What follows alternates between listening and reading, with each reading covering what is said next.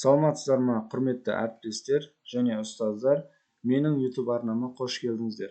Жалпы заманауи мұғалім атты YouTube арнама тіркелген болсаңыздар, тіркелмеген болсаңыздар тіркеліңіздер. Видео ұнаса лайк басыңыздар және достарыңызбен бөлісуді ұмытпаңыздар.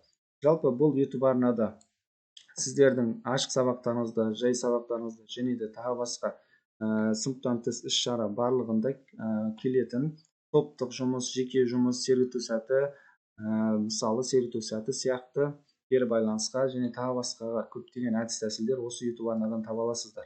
Бұл жерде бұл ойындардың жалпы артықшылықтарының бірі, бұл интернетті қажет етпейді. Тек қана ноутбук және интерактивті тақтада ойнатуға болатын жақсы, әдемі анимациялармен жасалған ойындар. Енді мен осы бүгін көрсететін ойын, бұл жалпы сайыс сабаққа өте жақсы келеді. Өйткені мысалы сыныпта сіз ұлдар және қыздар арасындағы сайысты өткізетін болсаңыздар, осы әдіс өте таптырмас әдіс болады. Өйткені мынау өте жаңа шаблон, жаңадан жасалған су жаңа әдіс. Бұны әлі ешкім қолданған жоқ. Мен YouTube арнама салам, одан кейін уже сіздер қолдансаңыздар болады. Жалпы сәтті ойынның атауын сәтті мүмкіндік деп алдым. Бұл жерде не үшін олай екен, қазір ойын барысында түсініп аласыздар. Жалпы шаблон тек қана 6 слайдтан тұрады, бірақ ішінде көп заттар бар. Енді бір-бірлеп түсіндіремін. Сәтті мүмкіндік осы жердегі мына жерді өшіріп тақырыпты жазып қойсаңыздар да болады, немесе атауы осы сәтті мүмкіндік бойынша қалса да болады. Енді мына жерде бірінші ойынды мен ашып көрсетейін. Показ слайдпен сначала деп ашамыз. Ойын басталуы осындай, өзінің дауысы бар, звугы бар. Бастау деген батырма арқылы осылай ашылады. Енді мына жерде бастау деген батырмаға бассам, мына жерде сұрақ шығады. Осы жерде қыз бала немесе ұл бала бір оқушы шығар, олар жауап береді. Дұрыс жауап берсе, келесі деген батырмаға басамыз. Енді мына жерде ұл бала немесе қыз бала қате жауап беретін болса, мына үстіндегі бір нені қиямыз, яғни жіпті. Мынау бізде жіптер. Қиямыз. Одан кейін келесі үшінші сұрақ, тағы да қате жауап беретін болса, тағы да қиямыз. Одан кейін мына төртінші сұраққа, мысалы, мынау ұл бала екі сұраққа қате жауап берді, ал қыз бала бір сұраққа қате жауап берді. И осы жерден біреуін қиямыз. Бірді қиятын болса, уже қыз бала ұтылды. Яғни бұл дегеніміз қалай болады? Мен қазір сыртқа шығып түсіндірейін. Екі оқушы шығады, яғни екі оқушы шығып осындай ойнайды. Сұраққа қыз бала жауап берген кезде жауап береді. Егер қате жауап беретін болса, ол бала мына жердегі біреуін қияды. Бұл жерде қайсысыдан судың төгілетінін білмейді. Мысалы 2-ні, 1-ді, 3-ті қияды. Қиған кезде егер су төгілмесе, мынау уже нормальный да. Одан кейін келесі сұрақ шығады. Келесі сұраққа тағы қате жауап берсе, мысалы, тағы да қияды. Егер су төгілетін болса, уже ұтылды деген сөз. Ол балада тура сондай.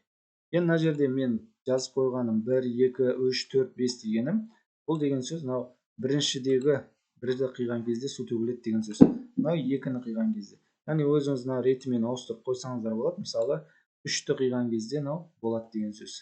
Енді ашып көрсетейін дәл осыны. Міне, мына жерде 3 деп тұрмай, осыны өшіріп тастайсыз. Негізі ойынның барысында қазір онда айтамын. Міне 3-ті басатын болсақ, 3-ті қиған кезде төгіледі. Ал басқасын қиған кезде су төгілмейтін еді. Міне мыналарды көрсетейін. Төгілмейді міне су. Ешқайсысын төккенде қиған кезде, жіпті қиған кезде төгілмейді. Тек қана 3-ті қиған кезде су төгіледі. Яғни біреуінде қиылған кезде уже ол бала жеңілді немесе қыз бала жеңілді деп айтуға болады. Енді мына жерде сұрағын жазасыздар. Мынаны мен былай көрсетейін. Былай тұрады, мына жерде былай тұрады өзі. Осы жерге бірінші сұрақ, екінші сұрақ, 3, 4, 7 сұрақ жазып аласыздар. Одан кейін сұрақтарын жазып болғаннан кейін мыналарды белгілеп аламыз.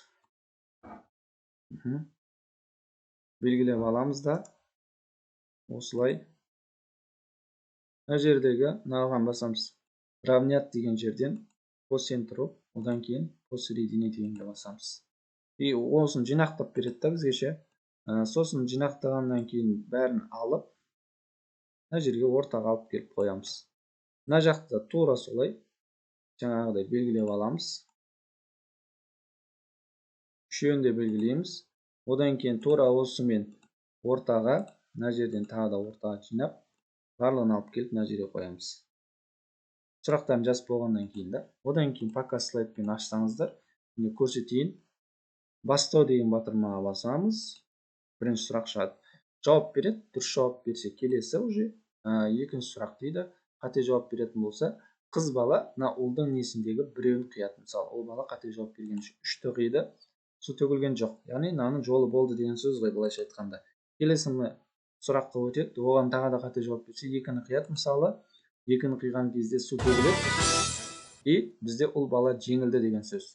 Бұл жеңілгеннен кейін уже келесі сұраққа өтудің қажеті жоқ. Мынамен бір рет басып, мысалы интервью бір рет басатын болса, келесіне өтеді. Тағы да бір қызды, бір ұлды шығарып, осылай сайыс түрінде жарыстырсаңыздар болады. Яғни өте қызықты болады. Өйткені мысалы сәтті дегеніміз, сәтті мүмкіндік деген сөзіміз, бұл ойындағы мысалы көп сұраққа, мысалы ол бала қате жауап бергенмен оның жолы болып, су төгілмесе, ол ойында қалады деген сөз. Ал қыз бала бір рет қана қате жауап беретін болса, үстіне су төгілетін болса, ол уже жеңілді деген сөз. Яғни осындай сайыс түрінде өткізілетін ойын. Жалпы шаблон қиын емес, өте оңай. Шаблонды алғаннан кейін тек қана мына жердегі сұрақтарын жазып, тура мен жаңа көрсеткендей мына жерге ортаға қойсаңыздар болды. И осылай сначала деп ашып ойната бересіздер. Мынаның ретінде өшіріп, мынаны өшіріп тастаймыз. Міндетті түрде мынаны өшіресіздер. Міне, алып тастаймыз, мына біраз етеді. Болды, барлығын алып тастаймыз. Өздеріңіз біліп алсаңыздар болды, қайсыда екенін. Болмаса сіздерге де білудің қажеті жоқ, өйткені оқушылар ойнайды бұл ойынды. И осылай ауыстырып, міне ашып ойнатасыздар. Бұл жерде енді ешкім білмейді қайсысында су төгілетінін. Осылай ойнатсаңыздар әдемі. Міне 3-ті қиып көреді ұл бала қате жауап берген үшін. Одан кейін келесі деп ауыстырамыз, 4-ті қияды. И осылай тапқан кезде міне 2-мен су төгіледі. Жалпы бұл ойын өте қызықты болады деп ойлаймын, өйткені мына жерде енді сұрақтарын өздеріңіз құрастырасыздар, пәніңізге байланысты. Есептерді де қойсаңыз болады, қарапайым логикалық сұрақтар қойсаңыздар болады. И тағысын тағы. Осы әдіс ұнаған болса, видеоға лайк басыңыздар, достарыңызбен бөлісіңіздер. Назарларыңызға рахмет.